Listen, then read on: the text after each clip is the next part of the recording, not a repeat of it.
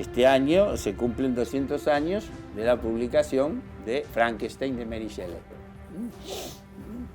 que de alguna manera tiene, bueno, la literatura fantástica en el sentido, bueno, ahora vamos a explicar un poco, tratar de explicar un poco. Nace básicamente con dos relatos que se publicaron con meses de diferencia, que son El hombre de la arena, de Hoffman, a fines de 1817, así que fue el año pasado, y el Frankenstein, o el nuevo Prometeo, porque siempre se olvidan el subtítulo, que es muy importante, Frankenstein o el nuevo Prometeo, de Mary Shelley, en 1818. Esos dos relatos, esos dos cuentos, o una novela, con ellos nace la literatura fantástica, que no hay que confundir con el realismo mágico, con lo maravilloso, los cuentos de hadas y todo eso. Pueden leer los cuentos de hadas, eso no importa. Así como pueden ver cosas que no son cine y están filmadas como cine, ¿no? Un teatro filmado, yo qué sé, entrevistas, psicodramas, lo que fuere. Pero toda teoría, que es contemplación en griego, tiene que preocuparse por definir su objeto de estudio. Entonces lo fantástico, que nace hace 200 años exactamente, siempre puede haber algún antecedente, desde luego, hay que definirlo y separarlo de aquello que se confunde hoy en día, que es el realismo mágico, ¿no? Lo maravilloso, los cuentos de hadas y todo ese tipo de cosas. Estos son los corolarios. Corolarios son las tesis fundamentales, los resúmenes de un libro mío, inédito, unos cuantos que tengo inédito, que se llama La otra parte. La otra parte es una teoría no de la literatura fantástica, sino de lo fantástico, ¿no? Incluye la literatura, la historieta, la pintura, la música, el cine. Y se llama La otra parte. La otra parte se llama también por una gran novela fantástica, que está publicada, hace poco la publicó una editorial argentina que se llama La bestia equilátera.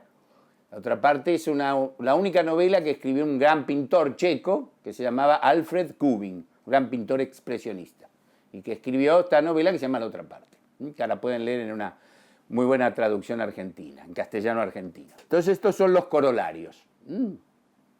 Uno, es fantástico.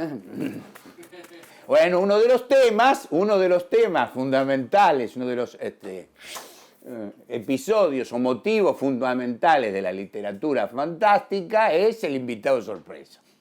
Sí. El que nadie espera, el colado, ¿no? El que llega inesperadamente. Y generalmente llega, esperemos que no sea el caso con algo siniestro de alguna manera. Perfecto. La pata del mono, por ejemplo, de W. Jacobs, que es un cuento que figura en la antología de la literatura fantástica de Borges, Bioy y Silvina. Es el único cuento fantástico que escribió este escritor inglés. Pero tiene que ver ese tema, ¿no? El tema del regreso, el regreso inesperado, ¿no? Esos motivos, a su vez, esos motivos que toma la literatura fantástica, toma la literatura en general, pero que toma la literatura y el arte fantástico, y desde luego después el cine, que lo llevará hasta las últimas consecuencias, provienen a su vez de los mitologemas. Para los que no lo conocen o no me han leído, etcétera, etcétera, nosotros usamos mitologemas, que es un término creado por un historiador de las religiones, que se llama Karl Kerenyi, un autor húngaro, que utiliza el término mitología. ¿Qué sería un mitologema? El mitologema sería el uso o la variante de un mito. O sea, ya que el mito está algo fuera del tiempo, no se puede fechar. Por ejemplo, el talón de Aquiles ya no es un mito, sino que es un mitologema. ¿Cuál es el mitologema que se repite del talón de Aquiles? La herida que tiene el héroe. Por ejemplo, en Vértigo, el vértigo de Scotti. O sea, todo héroe tiene que tener una herida originaria, un talón de Aquiles. Pero esos son los mitologemas, ¿lo entiendes? Uno, la literatura fantástica y la imaginación fantástica son un episodio fundamental, el más importante antes del concepto del cine, del segundo trayecto errante de la cultura tradicional en diáspora desde el otoño de la Edad Media.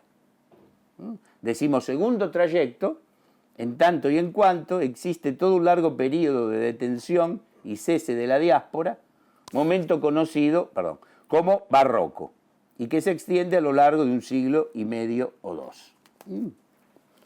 Bien, ¿qué es esto? Nosotros sostenemos, también con algunos otros autores, que hay un quiebre en el pensamiento occidental europeo. Ahora se llama que un quiebre está, digamos, por la miseria, lo que es Occidente, Europa y todo eso está bajo el subsuelo. Pero hay un primer quiebre que es el otoño de la Edad Media. ¿Qué es el otoño de la Edad Media? El otoño de la Edad Media es una expresión de un historiador holandés, se llama Johan Huizinga, que escribió un libro que se llama El otoño de la Edad Media. Puede fecharse para situarnos más o menos hacia 1450, 1460, por ahí, mediados del siglo XV. Y básicamente se debe este otoño de la Edad Media, el declive de la Edad Media, a la aparición de la burguesía. Cuando se habla generalmente de burguesía se le entiende en sentido económico, lo cual es cierto. Burguesía, por otro lado, ¿de qué viene? De burgo, de ciudad. Es cuando la cultura empieza a trasladarse o a crear las grandes ciudades, a diferencia de una cultura agraria, campesina, cosmológica y todo eso. Y obviamente empieza la burguesía también en sentido económico. Empiezan los bancos, los créditos, la usura, en fin. Y a partir de ese momento entonces es lo que se llama el otoño de la Edad Media.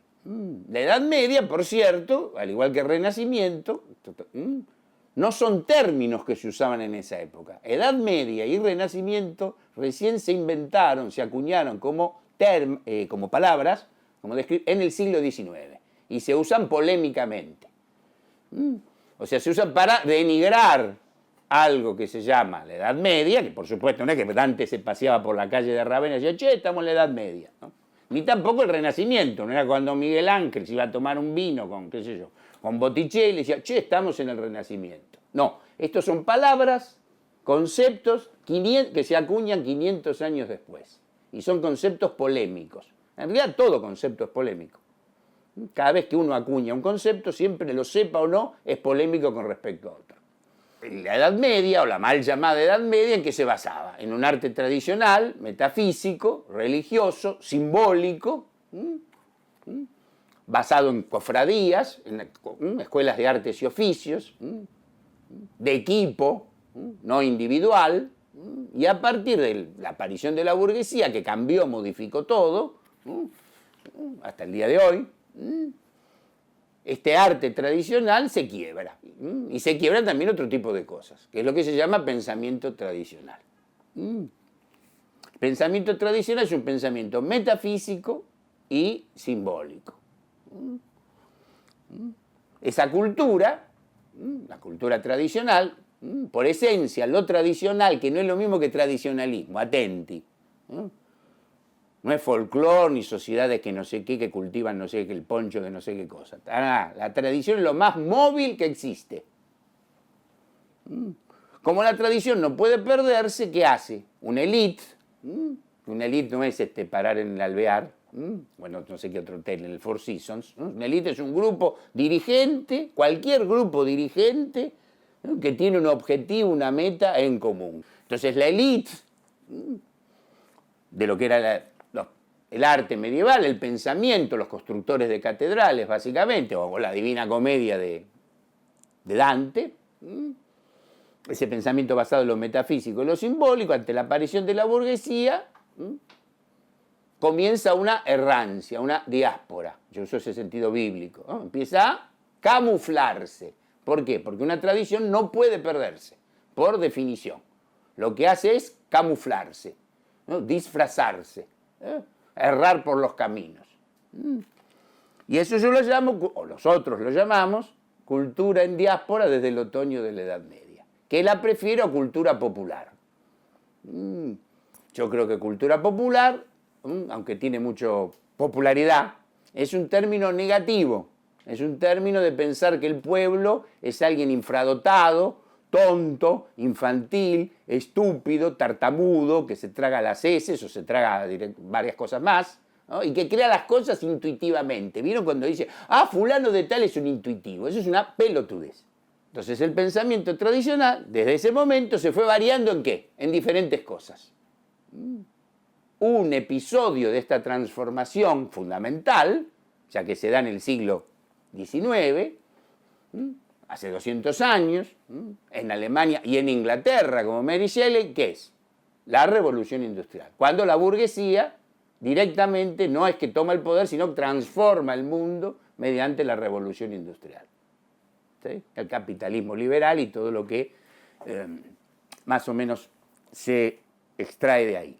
Entonces la literatura fantástica, o lo fantástico, como el thriller, la novela policial, todo eso es una reacción frente a este pensamiento burgués, liberal, positivista, que empieza a ser dominante.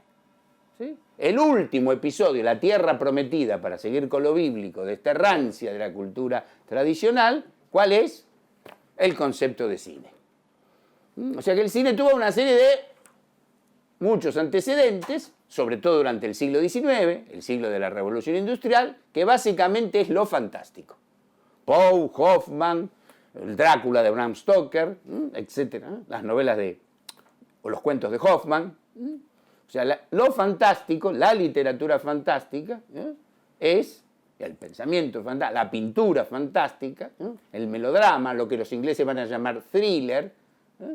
Thriller es la traducción inglesa de melodrama. Son todos esos géneros, mal llamados populares, si no son géneros de transformación tradicional, cuyo último elemento es el cine, de oposición a esta mentalidad burguesa, positivista, etcétera, etcétera. La fantástica es un episodio fundamental en tanto y en cuanto se da con ella la primera reconfiguración plena de toda aquella cultura errante desde ese entonces. O sea, la fantástica es como una especie de síntesis. Hoffman, Poe, Mary Shelley, Bram Stoker, básicamente estos, y algunos más, pero básicamente estos autores son aquellos que condensan todas esas influencias errantes, esos episodios que se vinieron transformando, ocultando durante 3-4 siglos. Por ejemplo, que mediante el circo, mediante los actores ambulantes, mediante las kermés, las romerías, las llamadas fiestas carnavalescas. Ahí se fue transformando y transfigurando esta cultura popular. Hasta que aparece la literatura fantástica, aparece el cuento fantástico, con El hombre de la arena de Hoffman y con Frankenstein de Mary Shelley. Es importante recordar, también ya que estamos con Frankenstein, o con Drácula, de Bram Stoker, que es una novela extraordinaria, una de las novelas, 5 o 6 novelas más grandes que se han escrito, y no exagero, hace falta leerla nada más. Cuando Hollywood o la Universal, hacia 1930, 1931, hace las primeras versiones de Drácula y de Frankenstein, con Bela Lugosi, Boris Karloff, James Whale, Tom Browning y todo eso, esas novelas estaban no totalmente olvidadas, estaban tachadas, puestas de costado. ¿Por qué? Porque precisamente, si bien en clave fantástica y patatín patatán, develaban, se oponían a cierta mentalidad que se hace a 1900, era regente. En Frankenstein, la idea de la máquina, la idea de emular a Dios, la idea de crear vida desde la nada, de transformar, es obvio que ataca uno de los puntos fundamentales de la mentalidad burguesa. La de Drácula es sencilla, es la dominación de alguien contra otros, alguien que nos chupa la sangre. Entonces, ¿qué hizo Bram Stoker? En vez de hacer una novela social, donde un patrón explotador explota a sus obreritos y ponerse a llorar y todo eso, dijo, no, acá hay que hacer una cosa que dure más, que sea más ambigua. Entonces, recurrió a un mitologema de la zona del centro de Europa, que se disputan Hungría y Rumania hoy en día, ¿no? Los rumanos y los húngaros se disputan de quién es Drácula. Bueno, creó la idea de la dominación de alguien que te chupa la vida, que te domina, mediante ese mitologema del vampiro. En su primera reconfiguración plena, en la medida en que nace, se desarrolla y sobre todo crea sus propios troqueles, los géneros, en paralelo con las primeras manifestaciones de la movilización total puesta en marcha por la mentalidad industrial liberal. ¿Qué es la movilización total? Nosotros estamos en medio de la movilización total. Es la segunda etapa, tal vez definitiva, esperemos, ¿no? Aunque es alarmante lo que pueda haber, del capitalismo. La movilización total puede ser también, de manera polémica, aquello que hoy se conoce como globalización. Movilización total es un término creado por el escritor alemán Ernest Junger, que fue soldado en la Primera Guerra, y aparte de ser soldado y fue condecorado 9 veces y todo eso, y sobrevivir a ella, por cierto, mi padre también peleó en esa guerra, vio algo, mientras estaba en la trinchera, vio algo, notó algo, que llamó movilización total. ¿Qué era eso? Que ya no había neutralidad. No solo que no había neutralidad para las ciudades, hombres y mujeres, sino una cosa mucho más, creo, ahora es fácil, sutil. Que ya la guerra se hacía desde el aire, con el aeroplano, y desde el fondo del mar con los submarinos. ¿Qué quiere decir? Que ya no solo la tierra, la explotación de la tierra, como había hecho el primer capitalismo con la minería y todo eso, se había puesto en movimiento, sino que el cielo y las aguas submarinas, no solo las aguas, sino las aguas submarinas, habían sido puestas en conflicto. Esto es que estaba este momento, este segundo momento del capitalismo, es el de la movilización total. No hay ninguna neutralidad. La fantástica, o la literatura fantástica, o el arte fantástico, cuando digo la fantástica, ¿qué es? Que incluyo no a autores literarios, sino a pintores, por ejemplo, como Goya. El español Goya, o Francisco de Goya y Lucientes, es al perfecto pintor que se dedica o que trabaja con lo fantástico. Básicamente, entonces, lo fantástico. La fantástica es un elemento de oposición primero a la naciente mentalidad industrial positivista y luego a su segunda etapa, conocida como movilización total. Todos ellos, Bram Stoker y Goya, se opusieron a este tipo de mentalidad. ¿Trabajando con qué? Con elementos anteriores que iban en diáspora y que fueron recogidos y puestos en pintura, en música, en literatura, en poesía, en filosofía y en literatura. ¿Cuál sería la diferencia con respecto al cine clásico de Hollywood, al cine de los grandes estudios? Ambos, el cine, el concepto de cine, y la literatura o el arte fantástico del siglo XIX tenían el mismo enemigo. El mismo blanco, el mismo target, en el sentido de blanco polémico. ¿Cuál sería la diferencia? Bueno, dos, básicamente. Una de tipo táctico, político, que esta oposición de Baudelaire, de Van Gogh, de Hölderlin, vieron cómo terminaban. Terminaban todos locos, suicidas, se mataban, se cortaban la oreja, se suicidaban, quedaban solos. Entonces Hollywood, que se dio cuenta, aparte de que había que filmar versiones de Drácula y de Frankenstein. Novelas que estaban tachadas, obviamente, de la enseñanza universitaria y todo ese tipo de cosas, ¿no? ¿Qué se dio cuenta? Que para continuar con esta oposición del siglo XIX, de autores, de pintores, de filósofos, había que tener poder. Para no terminar todos suicidas, en cana, tirados por la ventana, sifilíticos, había que tener poder. Y por eso crearon los grandes estudios. Y segundo, de consumo con lo anterior, esto son las dos caras de la moneda, ¿no? Que el cine fue la gran, y sigue siendo, la gran meta de esta oposición a la mentalidad liberal. ¿Verdad? ¿Por qué? Porque trabaja con la máquina. Las obras anteriores o los artistas anteriores presentaban la máquina o lo maquinal como algo terrible, es cierto. Pero ¿cuál fue la gran revolución que hizo Griffith y después Hollywood en adelante? Que a la máquina no había que destruirla. O irse al campo, hacer un falansterio. No. Que había que utilizar la máquina porque ya la revolución industrial no tenía vuelta. Se dan cuenta ya en 1910, claro, en Estados Unidos. No en Bolivia. Que eso no tenía vuelta. Entonces, ¿qué había que hacer? Que había que usar la máquina y dirigirla contra aquello que había sido concebida. O sea, volverla un instrumento del arte tradicional. Y una de las cosas fundamentales que el propio concepto de cine utilizó, no solo ese, ¿no?, fue el fantástico. Ya inmediatamente, ya desde Griffith trabaja con elementos fantásticos. Claro, porque en el mundo norteamericano, ahí tenían un gran antecedente, ¿no? Muerto, prácticamente asesinado a los 40 años, lo que fuere, pero tenía a Edgar Poe. Tenía el gran elemento de Edgar Allan Poe. Los géneros, tenía el policial, el fantástico, tenía todo, casi todos los elementos. ¿Pero qué se necesitaba entonces? Se necesitaba poder. Y además el mayor camuflaje, disfraz que esto podía tener. Porque esta oposición al mundo industrial, cuyo emblema es la máquina, se hacía con máquinas.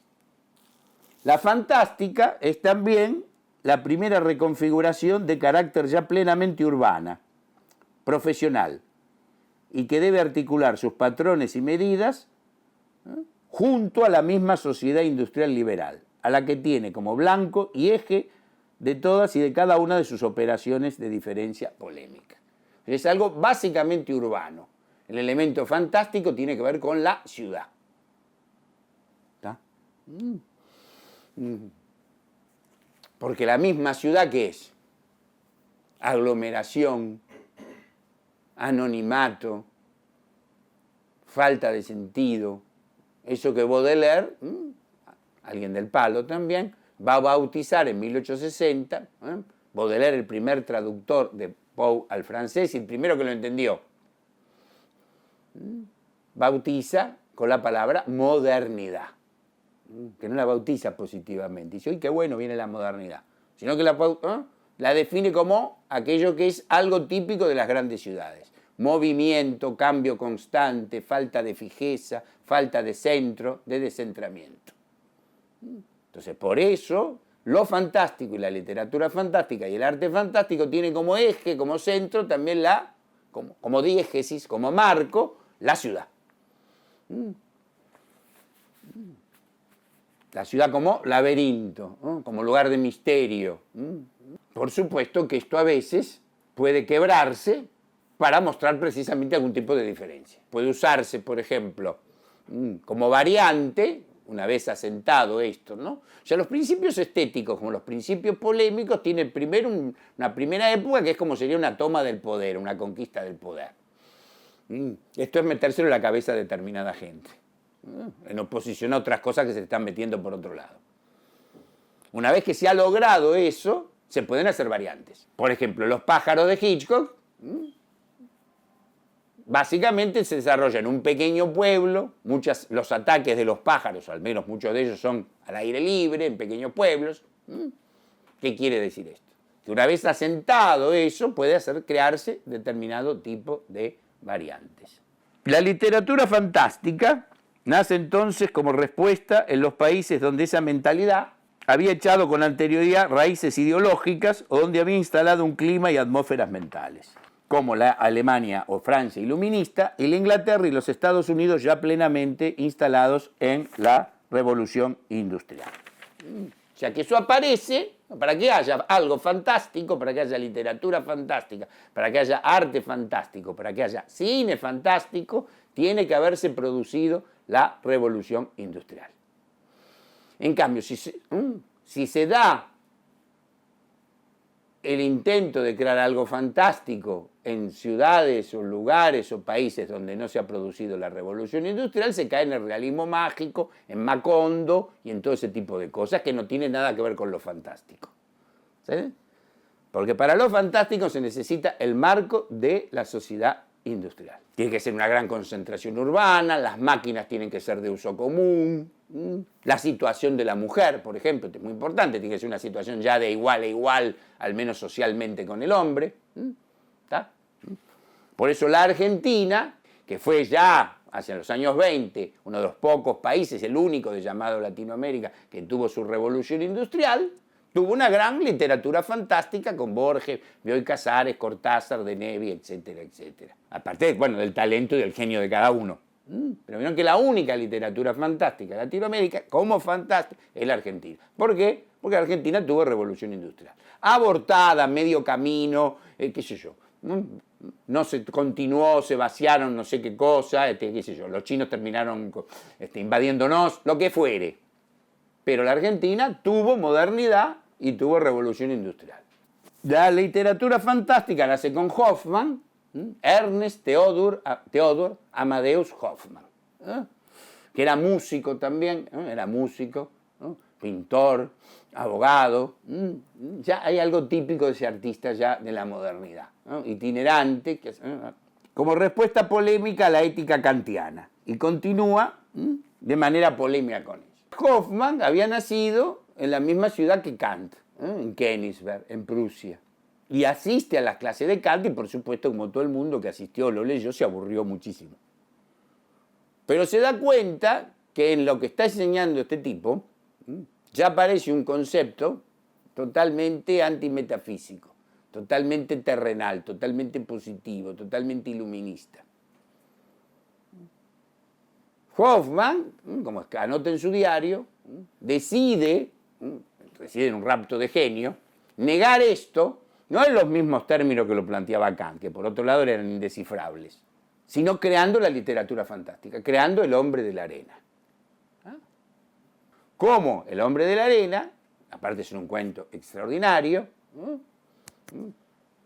ataca, polemiza con todos los puntos de vista kantianos, sobre todo con el imperativo categórico, la idea de la ley moral, que todos la tenemos en el corazón como una especie de cosa matemática, ¿no? O sea, que todo iba a ser, ¿qué es Kant? Alguien que anuncia eso que se va a llamar progreso, o hoy progresismo, que vamos hacia un mundo maravilloso. En cambio, Hoffmann y después Poe dicen, no vamos hacia un mundo maravilloso, lejos de ello. ¿Cómo lo decimos? Creando, trabajando dentro de la literatura fantástica. No anuncia, ¿no? Sobre todo en la segunda, en ese dueto y en la primera y segunda parte, que es el uso de máquinas, aunque curiosamente, ¿no? ¿Qué es la diferencia? Perdón, voy a hacer lo que se llama un excurso. ¿Cuál sería la diferencia entre Terminator 1 y Terminator 2? Más allá de, obviamente, de que el personaje, digamos, se caracterizaba por Schwarzenegger, en una es malo, otra es bueno. Esa es la primera historia, ahí está, para atraer al público, todo el mundo la entienda. Y también para la taquilla. Che, en esta es bueno. Es eso el cine, ¿no? Y ahí después se pone algo en el bolsillo, ¿no? Se le desliza algo en el bolsillo. Si lo pescas. ¿Qué es esa? La primera es un ataque a la máquina. La segunda, hay ciertas máquinas que se pueden usar. Es el cine, es la historia del cine. Es la historia del cine. En la primera sería la revolución industrial. La segunda, no. Es lo mismo, pero puede ser usada desviadamente, ¿no? Va entendiendo lo humano, se va hominizando, se va volviendo humana. Puede ser educada por lo humano. Es el cine. John Connor, en la segunda parte, es Griffith, si queremos. Se agarra la máquina y le va enseñando determinadas cosas. Eso es lo que nosotros llamamos en el cine autoconciencia. A partir de los años 70, con El Padrino y El Exorcista, y con directores como Cameron o Carpenter, aparece la autoconciencia. El cine, ¿no? Llegando a su fin, ahora explico eso también, porque siempre trae algún tipo de altercado, malentendido, dice, bueno, vamos a poner la pelota a mitad de la cancha y vamos a explicar simbólicamente, pero más claramente, qué carajo hicimos desde Griffith en adelante. Cuando digo que el cine ha llegado a su fin, no quiere decir que no se filme más. No, quiere decir que llegó a su meta, llegó a su fin, ganó. Todo lo que se propuso, lo consiguió. Ganó 5-0 la Copa Davis, la Intercontinental y todas las medallas. ¿Está claro? Los objetivos los consiguió. Entonces, en ese aspecto es que el cine ha llegado a su fin. En el sentido que lo que buscaba, los objetivos que buscaba, los consiguió. No hay metáfora más ostensiva, clara, bella también diría, y más perfecta de lo que estoy diciendo, tal vez con cierto balbuceo y tartamudeo, de lo que es el cine, la situación del cine. La situación actual del cine. Hoy navega por internet, lo vemos todo el mundo, se ha metido dentro de la máquina, se ha metido dentro de la máquina casera. Es cierto, uno enciende la PC o la portátil y le viene un montón de basura, ¿no? Pero también está eso. Se insertó, no se lo puede sacar. Cierto que cierta crítica periodística todavía siguen diciendo estupideces sobre el cine de acción, de Hollywood y de todo eso, pero bueno, eso obviamente ya la decían de Poe, no se preocupen, esto es muy viejo. Pero quiero decir que cuanto a sus objetivos, los consiguió absolutamente todos. Y por otro lado es el único arte que sobrevive masivamente. Los otros, que por supuesto invito a verlos y a continuar, están en museos. La pintura está en museos, la música está en museos, los teatros de ópera son museos. Yo los frecuento, pero está en museos. Como dice William Friedkin, nosotros no hacemos películas para colgarlas en el Museo del Louvre. ¿Está? Yo agregaría eso, ustedes no las cuelguen en sus casas simplemente como una cosa meramente cinéfila, sino para pensar. Y para el otro lado entretenerse. Porque eso también es lo que consiguió el cine clásico y el cine autoconsciente. Que uno se entretenga, se mueva, se cuente una primera historia comprensible para todos, que eso es muy importante, y que la segunda historia, las historias simbólicas, si se quiere, y con un poco de esfuerzo, así movemos un poco el orto, también, cosa que la sociedad esta quiere que no hagamos, que nos maquinemos. Mediante eso, lleguemos a esa segunda historia que es de tipo simbólico, también político, claro. La literatura fantástica se propone, el arte fantástico, la literatura fantástica se propone mantener la otredad, la mitad eterna e inamovible, cuya mitad móvil, laxa, fluida y terrena es la modernidad, según la definición canónica de Baudelaire. Mediante, ¿qué hace? Mediante el fuera de campo, la duplicidad, el doble, la bipartición, la acuñación de la salida poética, básicamente con determinados temas. El tema del doble, el tema de la máquina, el tema del monstruo, todo eso. Esta es la definición que Baudelaire ya de modernidad hacia 1860. Dice que por un lado hay una mitad eterna e inamovible, del arte, que es lo sagrado, lo divino, y por otro lado una mitad que es móvil, que es fluida. O sea que el mundo se ha cortado en dos, se ha dividido en dos. Pero ¿cuál es el genio de Baudelaire y que después tomará el guante el cine? Que Baudelaire dice, ya se adelanta, que con salidas ecológicas, o que fulero que ensuciaron el río tal, o perdemos la ballena cual, con eso no sirve para nada. Porque la revolución industrial ya está impuesta. Entonces, que para conservar la otra parte, la parte sagrada, metafísica, trascendente, ¿con qué hay que trabajar? Con esta mitad. Y eso es lo que comprendió el cine. ¿Sí? Desde Griffith a Cameron. Sarah Connor, John Connor, cuando lo vemos son la señora y el señor de aquí. En la segunda parte no, ya Sarah Connor ya ha tomado autoconciencia con el cine, ha sacado más músculos y todo eso. Así con Cameron. Jack y Rose. Chico conoce a chica. No que los personajes sean dos que hablen de no sé qué cosa, de filosofía cada rato. No. Tiene que ser con gente que precisamente padece, como la padecemos todos por otro lado, esta situación de división entre lo permanente, lo eterno, lo sagrado y lo caído. Y por otro lado, para el público. Tratar de llegar a la mayor cantidad de público posible. Si queremos hacer películas metafísicas y simbólicas y sobre lo sagrado, no hay que hablar de eso. Hay que usar el género. Por cierto, también el western, la comedia musical, el melodrama, el policial, ni hablar. Pero no ponerse a hablar, ¿no? No como advertía ya Hitchcock hace 40 años. Dentro de poco el cine va a ser fotografía de gente que habla. Y olvídense si la fotografía de gente que habla cosas inteligentes o pelotudeces, es exactamente lo mismo, porque habla. Y si habla, nosotros escuchamos. Es como ir a una conferencia. ¿Y qué podemos hacernos? ¿Qué podemos aprender? En cambio, si el cine simbólico cuenta una primera historia, apta para todo el mundo, mediante la acción y lo fantástico y el melodrama, pero tenemos que usar las pequeñas células grises, como dice el detective de Agatha Christie. Para llegar a la segunda, somos activos, somos pasivos. ¿Sí? Claro. No es leer entre líneas, sobre todo en el diario, que por otro lado van a mentir cualquiera de ellos, sino leer entre líneas cómo viene la cosa. ¿Te entiendes? Nunca un artista puede ser confundido con un conferenciante. Y eso lo creó la literatura fantástica. O sea, si Hoffman dice que vamos hacia un mundo maquinal, donde la visión va a estar trucada, y más aún, ¿no?, religiosamente, que esto lo va a manejar el demonio, dejemos el demonio en todo caso, para el que no crea en ello, no importa. ¿No? ¿Qué crea? Una literatura. Crea el hombre de la arena. Natanael, largavistas, y enfrente, ¿qué? La muñeca mecánica Olimpia. O sea que por un lado, este mundo, 1817, por un lado te da máquinas para ampliar el horizonte, para ver más, para llegar al futuro. Pero lo que te pone enfrente es una máquina. Es un robot. Es un autómata. Conocen la versión de Brian De Palma del Hombre de la Arena, ¿no? Creo que Brian De Palma filmó El Hombre de la Arena, pero no lo dijo.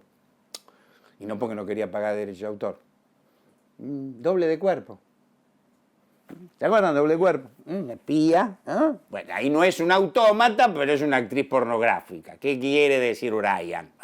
Que hoy en día una actriz pornográfica sería como un robot que hace determinadas poses repetidas. ¿Sí? ¿Está claro? Sí. Pero De Palma dijo, yo acabo de hacer, acabo de ser un director franchute, nos rompía las bolas, ¿no? Yo, no, acabo, sí, me acosté con Hoffman directamente. Me lo cogí a Hoffman. En cambio, no. Está claro, eso es pensar con el mitologema. Obviamente también La ventana indiscreta de Hitchcock toma un poco de este elemento. ¿Está? Eso es pensar tradicionalmente, pensar con lo que me dejaron antes. No empezar de cero, como decía Eliot, el gran poeta y pensador, ¿no?, de la Tierra Baldía, refiriéndose a la poesía. Dice, solo el poeta menor o mediocre entra en un género y quiere innovar. El verdadero artista, el verdadero poeta, primero trata de escribir un soneto, trata de escribir dentro de la tradición. Si escribe dentro de la tradición, después puede modificar. En el cine, en el arte en general pasa lo mismo. No, pero lo que pasa es que mis películas no se entienden porque van contra, nos subvierten. No sabes filmar, no sabes contar nada. No sabes hacer un plano. No sabes contar una historia de dos tipos que se conocen. O se conocen y después empiezan a hablar hasta el resto del juicio final. ¿Está claro? No se engrupan con eso. No pasa lo mío, No. Yo no escribo como... Eso ya pasó con la pintura y la música, lo han tragado. Y que también que introduce la literatura fantástica, el cine fantástico. El elemento de terror. El terror, lo trágico, es algo típicamente, necesariamente antiliberal y antiburgués. El sistema, si puedo usar esa palabra sesentista, parece que todavía la puedo usar, para el sistema más grande, ¿en qué se basa? En que no haya ninguna duda. Que vamos a un futuro cada vez mejor. Todo se basa en consumir determinadas cosas y nada. Y no preguntarse, no hay una segunda historia. Y obviamente carecer de todo sentido trágico. ¿Qué es el sentido trágico? ¿Qué es lo trágico? Lo trágico es todo concepto estético, político, religioso, que sostiene lo siguiente, que las acciones humanas tienen un límite.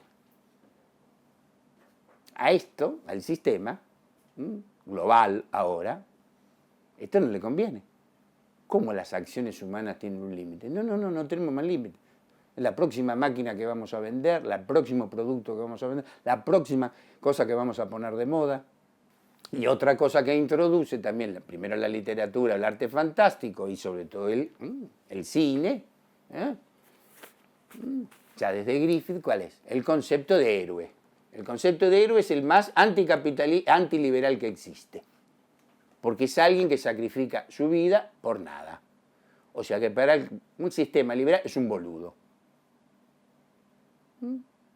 No cobra. ¿Está claro? Jack puede ser en el Titanic un santo. Para la mentalidad capitalista es un boludo. O sea que introduce entonces el elemento trágico y el elemento heroico, que son dos elementos fundamentalmente antiliberales. Cuando digo liberalismo, es una cosa importante, se ha hecho creer de hace 200 años, pero ahora sobre todo más, ahora se le da más a la maquinita, que el liberalismo es un sistema económico. Es meramente un sistema económico que se basa en la propiedad privada, sobre todo la mano anónima del mercado, la competencia, la oferta y la demanda, el Estado no hace nada. Mentira. Eso es la parte visible del liberalismo. El liberalismo es toda una visión del mundo al revés de la visión del mundo tradicional, que es trágica, metafísica, que tiene que ver con lo sagrado, no con lo religioso necesariamente, con lo sagrado, con lo otro, con la otredad, con que hay otra cosa. Eso es el liberalismo. Obviamente, nos ha hecho creer, y la verdad que le ha ido bastante bien, que es simplemente un sistema económico. Obviamente, me dirán ustedes también, por supuesto, cuando nos rebelamos, cuando nos meten la mano en el bolsillo, cuando nos afana un banco, cuando nos sube los precios, qué sé yo, ahí, obviamente. ¿No? Nuestra reacción primero es lo económico. La mía también, ¿eh? No sé qué, cuando me aumentan el monotributo, no sé, con afano, digo, no, me puse a pensar, puteo como todos ustedes. Pero después vuelvo a casa, ahí te vas a... No, pero te dejes engrupir, no es solo económico. Esto es religioso, es metafísico, es moral, ¿no? Es antiheroico. Y, perdón, la guita ya me la sacaron. Pero...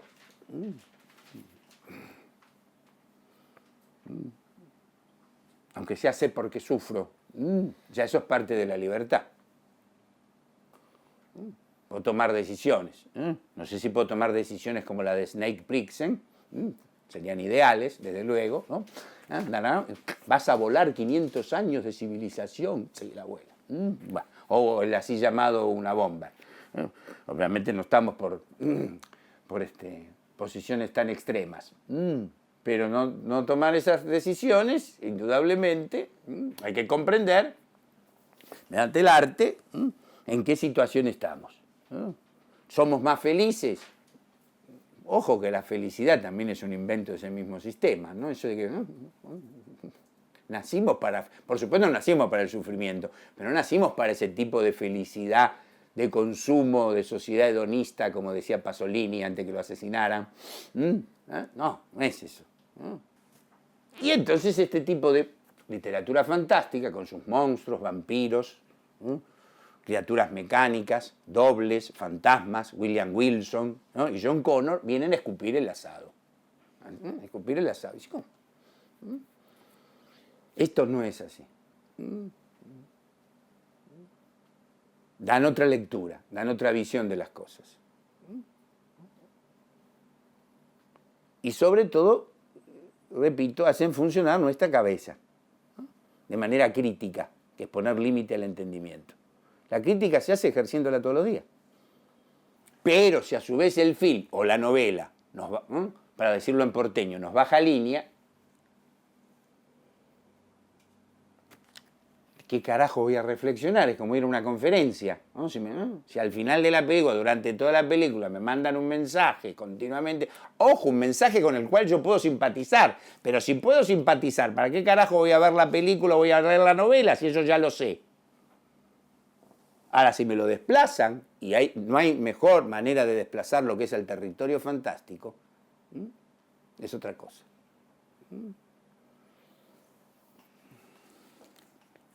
La literatura, el arte fantástico, la literatura fantástica, es el mantenimiento, conservación y adecuación contemporáneas del terror y la catarsis adaptadas a las nuevas condiciones de posibilidad de la mentalidad iluminista, ya en camino hacia la primera fase de la movilización total. O en todo caso, transforma, vuelve a la catarsis en horror, en terror a lo otro. Oscila entre el misterio y lo tremendo, y a veces los hace convergentes. Aristóteles, cuando define el arte, define la tragedia, la poesía, obviamente, ¿no? En su Poética, dice que la obra de arte, pero para él la obra de arte básicamente era la tragedia, su fin era purificarnos, catarsis, volvernos más puros, purga, ¿no? Purgarnos, ¿pero qué? Mediante el terror.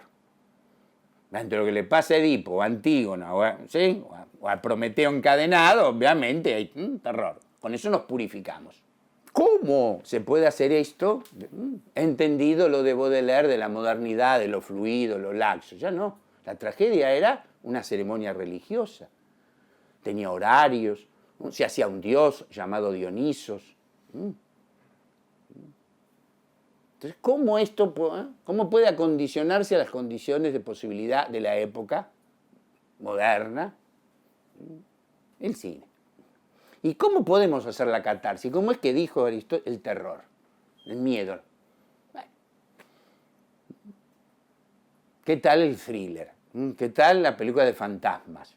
¿Qué tal la película de zombies? Se hacen bien, ¿no? Porque hay zombies, ¿no? Los zombies más bien son los directores hoy en día. Bueno. Tal vez es un estado mental de lo que está pasando, ¿no? O sea, mediante el terror. Mediante el terror, mediante lo fantástico. Nos purgamos de ese tipo de cosas. Nos purgamos y entendemos. Entendemos qué es lo que está pasando.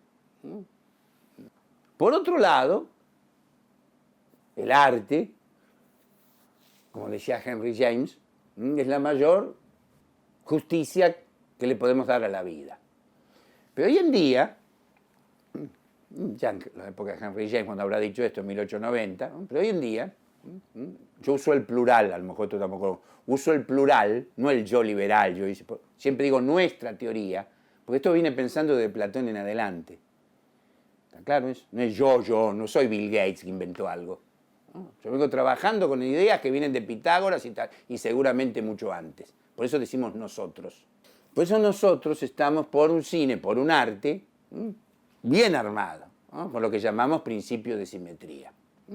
Que tenga sus ejes, sus principios de simetría, sus repeticiones. ¿Por qué? Bueno, porque a la vista le es agradable la belleza es cierto orden. Pero en el arte, en una época donde más incrementa la estupidez, la fealdad, el caos, la locura, lo informe, que alguien pueda hacer una obra, está bien, puede gastar 500 millones de dólares, pero que está bien armada. ¿Qué quiere decir? Si podemos ver algo, ¿no? Si podemos ver a Hitchcock, o un film de Palma, o de Cameron, que está bien hecho mediante esas simetrías, ¿no? Que está ordenado, podemos decir, el orden, de alguna manera, es posible todavía. La vida que vivimos, ¿no? Cada vez más, al menos en Occidente, que no saben lo que es Oriente, tiende cada vez a lo desorden, a lo injusto, porque lo desorden, lo injusto, lo mismo, es algo informe. Entonces podemos caer en el nihilismo, en la creencia en nada. Más sí, es todo igual, me chupa un huevo. ¿Dónde me drogo? ¿O dónde me drogan? Porque no existe nada. En cambio, si la obra de arte, como ninguna hoy, el cine, también una novela, desde luego, pero bueno, el cine en un mes llega a 1.500 millones de espectadores. Esa sería su diferencia. Nada más. Puede pasar con una novela, puede pasar con un tango, puede pasar con una cantata de Bach, ¿no? Con el arte en general. Entonces decimos, el orden es posible. Si nos vende que esto es un caos, un quilombo, un desastre, que todo es igual, ¿no? Que no tiene sentido, que todo es relativo. Entonces se nos puede perder, aún mentalmente, la idea, el concepto de orden, de belleza, de justicia, etcétera, etcétera, que para Platón era todo lo mismo. Lo bello, lo justo, lo bueno, era exactamente lo mismo. Eran sinónimos. Si esto se pierde, como se pierde cada rato, ¿dónde podemos estar eso? El arte, en este caso el cine, puede mostrarnos el orden. En cambio, si un film en el sentido material, ¿no?, es tan caótico, tan desordenado, ¿no?, tan absurdo, tan estúpido como la vida cotidiana, perdón, ¿qué catarsis, qué purga algo? Más que purga, eso directamente es un empacho. ¿Sí?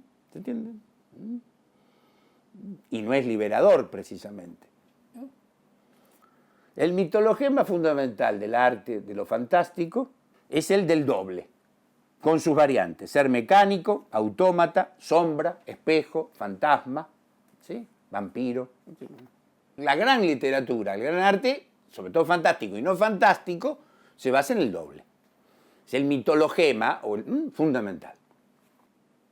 Primero porque por dos instancias que se unen mutuamente.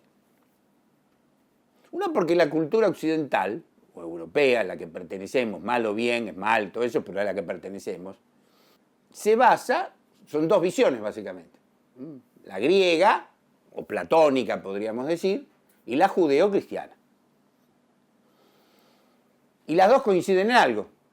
Para la filosofía platónica, para el mundo griego, vivimos en un mundo de ideas, caímos a esto, estamos encerrados en un cuerpo y perdimos el contacto con esos arquetipos, con esas ideas universales. Bueno, lo hago corto, Platón lo explica mejor. ¿Y el judeocristianismo qué dice? Que vivíamos en un paraíso, nos mandamos una macana o apareció algo disfrazado, ¿no?, un ser maligno, y con eso comenzamos. Y a partir de entonces perdimos el paraíso. Bueno. O sea que el doble, el mitologema del doble, la situación doble es constitutiva del pensamiento occidental en su versión precristiana o prejudeocristiana, griega y judeocristiana. ¿No es así? Por otro lado, C.S. Lewis, el autor de su libro para chicos, espero que lean el mejor, el de Narnia, las crónicas de Narnia, pero tiene un libro, una trilogía de ciencia ficción, fantástica, con elementos de ciencia ficción, que se llama la trilogía de Ransom. C.S. Lewis decía que era católico, y él decía que en realidad todos los artistas católicos, creyentes, ¿no?, en realidad tenían que dedicarse todos a la literatura fantástica. ¿Y por qué? Dice, porque en realidad, ¿qué es? Nosotros venimos a la literatura fantástica. ¿Cómo es eso? Dice, ¿cuál es nuestro punto de partida? ¿No? Había una pareja, ¿no?, vivía en un jardín feliz, viene una criatura del otro mundo, un alien, ¿sí?, los tienta, ¿sí?, pierden el paraíso y a partir de ese momento tienen que hacer un plan de organización para reconquistar el paraíso. ¿Sí? Es ya literatura fantástica. Y es cierto. ¿Sí? Esta también se basa en eso. Había un momento, lo perdés, vino un hombre o una mujer, tenés que reconquistar ese tipo de cosas. ¿Está? O Alien, o toda la serie de Alien, por ejemplo. Y luego hay otro tema, otra circunstancia, digamos esta más epocal, más histórica, por la cual el tema, o mitologema, o motivo del doble, es tan fundamental en el arte contemporáneo, sobre todo en la literatura y el cine. También en la pintura, en fin, pero sobre todo la literatura y el cine. Porque a partir de la modernidad, a partir de la revolución industrial, a partir de la sociedad burguesa, todos, no solo los artistas, sino todos los habitantes, a partir del mundo moderno, llevamos una doble vida. Y sí. El artista lleva una doble vida en el sentido que acabamos de decir, ¿no?, ya de Hoffman, ¿no? Por un lado tiene que parar la olla, el puchero, todo eso, qué sé yo qué, o Poe vendiendo artículos periodísticos, y por el otro lado tiene un pensamiento que se opone a todo ese mundo. Y nosotros también. Nosotros durante el día mismo, un solo día, tenemos una serie de contactos sociales totalmente indeseables, de trámites y todo eso. Tenemos que sí, ¿no? O sea, no podemos hacer como Roddy Piper en nada, ¿no? ¿Sí? Se me terminó el chicle y los liquido a todos. Pero tenemos que aguantar. Entonces llevamos una doble vida. ¿Vieron que ahora dice la bipolaridad? Somos todos bipolares.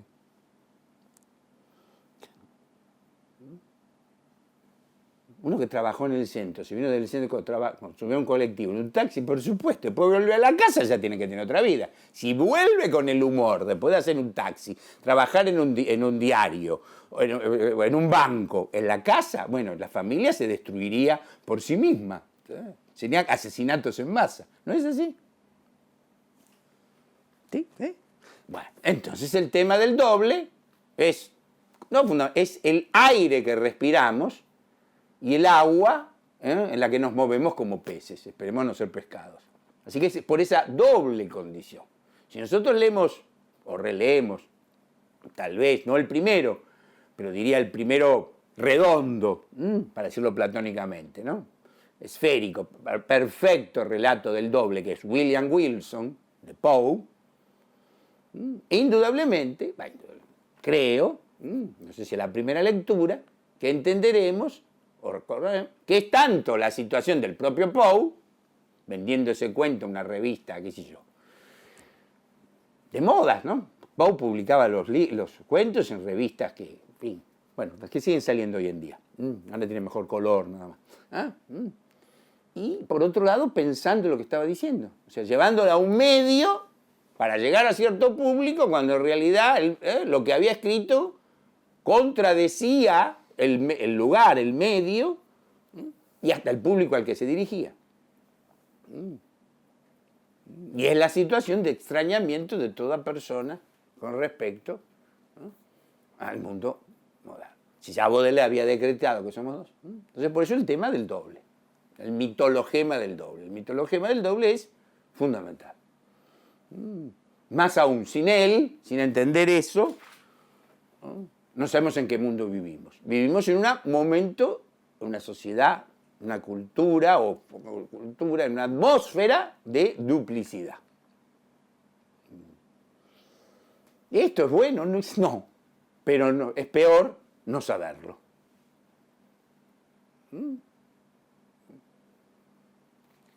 Si nos duele algo o padecemos algo, es mejor que tener más o menos saber de qué va la cosa. Por eso también este tipo de obras, este tipo de films, que son los que más dan en el blanco, obviamente si uno quiere dar un panorama sobre lo que pasa en el mundo. ¿Qué va a leer? ¿Un diario? O ver una película de Alfred Hitchcock. Creo que una película de Alfred Hitchcock nos va a informar muchísimo más, porque no es la noticia del día. ¿No? Entonces, a partir de alguna noticia del día, como en El hombre equivocado o Psycho, que fueron hechos reales en su momento, buscar algo universal. Por eso precisamente la función del arte y la función del cine, que es aquella que abarca mayor cantidad de... Más aún, en el cine, ya lo explicó, mejor dicho, lo puso en escena Hitchcock en La ventana indiscreta, somos todos dobles. Estamos viendo un mundo bis y somos contempladores de eso, contempladores de juicio. Así que ya la situación del espectador de cine es una situación que remite o enlaza con el tema del doble. Así que tiene una vis social, una vis mítica, una vis religiosa, todas encadenadas unas con otras. Como variante del mitologema del doble, la primera figura tipo o imagen o imago que acuña la literatura fantástica es el no muerto, reutilizando para ello el mitologema del vampiro y del vampirismo. Un poquito hablamos de eso. Todos estos autores, Mary Shelley y todo eso, también ¿qué ven, qué comprenden? Pues yo les decía que Frankenstein, les recordaba que es Frankenstein o el nuevo Prometeo. Que uno de los elementos básicos de que esta mentalidad va a utilizarse es la desaparición de lo sagrado. No solo de lo religioso, sino de todo lo trascendente. Todo lo trascendente. El mal y el pecado, para esta mentalidad, va a convertirse en crimen y locura. Va a positivarse. Esos conceptos tan metafísicos, que es el mal, que se han develado tantos de nuestros antepasados durante miles de años, para entender qué es el mal, ¿no? Qué es el pecado. Vieron que a partir del siglo XIX hasta el día de hoy está reducido a dos cosas, que es crimen y locura. Esto es a dos elementos positivos. Eso es una transgresión de una... Es como que la máquina humana se le trabó una cuerda, ¿no? Perdió el tornillo, como se dice, tiene los cables flojos, o transgredió una ley. Sí, y el bien y el mal. Sí, pero existirá algo malvado. No, bueno. Malvado es el mal consumidor, el que no ha logrado tener una propiedad propia. Eso. Entonces, ¿qué hacen? Reintroducen, hasta John Carpenter, eso, el concepto de mal y todo eso, ¿no? Desde Bram Stoker, ¿no? A partir de un elemento que se llama el monstruo o el vampiro. Con eso, metafóricamente, completan este tipo de círculos. Recuerden que en Inglaterra, hacia 1890, ya hace antes, ¿no? Si no lean a Dickens, ¿no? Para llegar a ese nivel de explotación que ya habían llegado, que es, bueno, sigue siendo terrorífico, ¿no? Pero ya era terrorífico en ese propio país,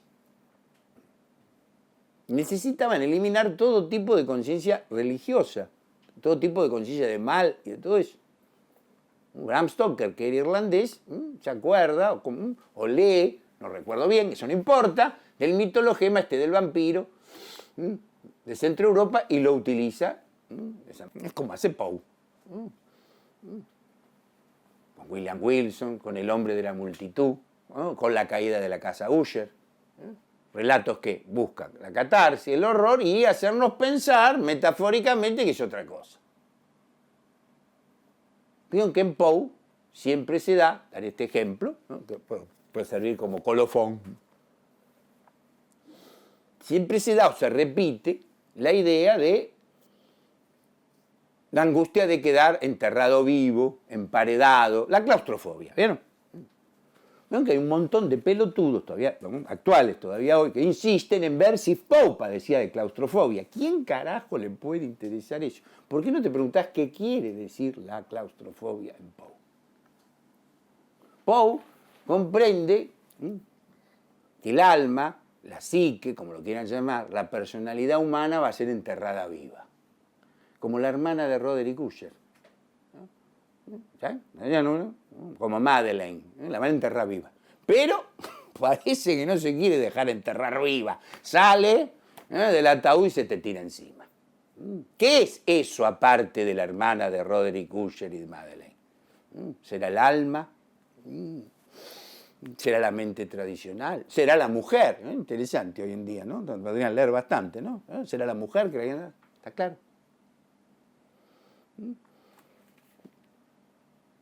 Ponele que Poe padeciera eso. Pero esa sería la diferencia del artista. ¿Cuál es la mejor definición del arte? Y no es mía y no me acuerdo de quién es. El arte es convertir la experiencia en mito. Ponele que Poe sufriera claustrofobia. La convirtió en mito. Esto es en relato universal. ¿Está claro? Y ahora su claustrofobia, o su miedo a ser enterrado vivo, emparedado vivo, vieron, de todas las maneras posibles lo hace. Es algo universal. Nos dice algo universalmente. En vez de escribir un relato realista sobre la angustia, de esos tipo existencialista, ¿no? Que la gente se va tirando, película se va tirando el pelo, ¿no? Hablando 4 horas, ¿qué mejor que utilizar una metáfora, que es un desvío, es casi un ejercicio zen, un ejercicio jesuítico, ¿no? Correr las cosas del lugar habitual, un extrañamiento, ¿no? Y decir, ¿qué es la angustia? Viene de angosto. Se nos cierra el diafragma, angosto. Se nos cierran también las perspectivas, ¿qué es la angustia? Como llego a fin de mes.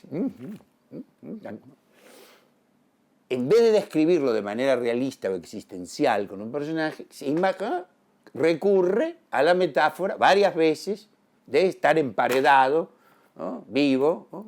Entre dos paredes, ¿no? En un ataúd, enterrado vivo y todo eso. Porque el arte, ¿qué es también? Es el que decía de este ejercicio. Este ejercicio zen o ejercicio jesuítico, ¿no? Es desplazar las cosas del lugar habitual, que también sería una definición de lo fantástico, ¿no? Porque desde El hombre de la arena o Frankenstein a Terminator, vieron que hay algo, solamente un elemento fantástico. Pero vieron que después por lo demás el hospital donde está, el pibe con la moto que se afana, es todo igual. Eso ya pasa en Mary Shelley. Tiene que haber solo un elemento fantástico. No que empiece que ya estamos en el planeta Mongo y que empiecen a hablar en un lenguaje cifrado. No, eso son pelotudeces. Eso es escapatoria. Tiene que ser partir de lo real. Y ahí se introduce un elemento perturbador. Sobre todo estilísticamente. Bueno, hay un ejercicio que contaba Murena, un gran escritor argentino, muerto hace muchos años, cuando él daba el ejemplo de lo que era el arte. Y él decía que era como un extrañamiento, que era como un ejercicio que se hacía en ciertos monasterios. Que es desplazar algo de uso cotidiano un poquito. Ver que la realidad no podría ser así. Entonces daba el ejemplo de un salero. Que generalmente, ¿cómo lo tenemos? A mano, en la mesa, en el comedor, ¿no? Lo tenemos a mano. Imaginemos que alguien no lo pone en el balcón o en la vereda enfrente, lo pone en el suelo. ¿Ah? No sería una gran conmoción. ¿Dónde carajo el salero está volando? No, levitando, como harían algunos directores con música de Bach. Se ha desplazado un poco. Eso es lo fantástico. Y ese es el arte. Las cosas podrían no ser como son. Tal vez no sean como son. Tal vez hay otra cosa. Eso es lo que se llama extrañamiento. Pero no ponerlo a kilómetros el salero, ¿no? O gritar, che, ¿vieron que el salero? No. Es un desplazamiento, un extrañamiento. Eso es lo que hace el arte en general y la mejor literatura o cine o arte fantástico en general, que es desplazar esto. En Terminator eso. Los padres que adoptan, por ejemplo, los padres que adoptan al pequeño John Connor, ¿no? Pequeño detalle, ¿no? Padre bastante, ¿no? Entonces, a pensar determinadas cosas, ¿no? ¿Qué es en realidad? Esto como introducción. Yo no hice crítica de Terminator 2. Ese momento, hay un montón de películas que no hice crítica, ¿no? Tampoco hice crítica solo que el viento se llevó. Yo lo hubiera titulado El sueño del pibe. Porque el día Cameron, entre tantas cosas, dice, ¿los pibes qué hacen? Están boludeando en videojuegos, están ahí los nenes, los sacás más. Entonces hay que decirle a los chicos, John Connor, que el cine, el mío, es un mejor videojuego. ¿Está claro? Cosa que lo es. Pero sin declararlo. Y entonces es una metáfora. La metáfora de eso. En vez de declarar algo, decir, no, mire, el cine es algo. ¿Por qué? Porque no se expone. También hay que John Connor, todas las particularidades del caso, pero todas esas particularidades del caso precisamente coadyuvan al fin que él está buscando. Y al mismo tiempo, porque ya ve que hay máquinas que producen imágenes o juegos. Decíamos que esto era el cine también, la segunda parte era el cine en relación a la primera. Bien. Pero también está viendo que ya hay tipos de imágenes o de producción de imágenes parasitarias, ni hablar de la televisión, porque de que existe el cine se encarga de dársela. Pero es que también una pugna en el mundo de la computación, de lo virtual y de todo eso, sin declararlo, crear una situación, una fábula, una trama alrededor de eso, para hacer reflexionar también con respecto a eso. O sea que un film o una obra de arte lograda tiene múltiples usos. Pero el primer uso que debe tener, el primer manual de uso que tiene que tener, es que la primera historia tiene que entenderse por todo el mundo. Recordemos que esto de que la primera historia la tiene que entender todo el mundo, que la primera historia de Edipo Rey o de Hamlet se puede contar a un niño de 10 años, la primera historia. ¿Sí o no? ¿Ah? O sea, no es que estoy diciendo que el cine, no, esto siempre fue así. Por eso el cine es una vuelta a la normalidad. ¿No? El cine dice, volvamos a la normalidad. Desde la tragedia griega, las obras de Shakespeare, la propia Divina Comedia, la primera historia, saltando algunas cosas, nombres de personajes contemporáneos, se puede contar. Así que el cine es una vuelta también a la normalidad. Y la segunda se accede mediante símbolo, pero no exige al espectador que pase directamente a la segunda. Si se cuenta directamente la segunda, obviando la primera, estamos en una alegoría. La alegoría es un insulto a nuestra inteligencia, que son imágenes extrañas, absurdas, fuera de contexto, que no quieren decir nada con respecto a la primera historia.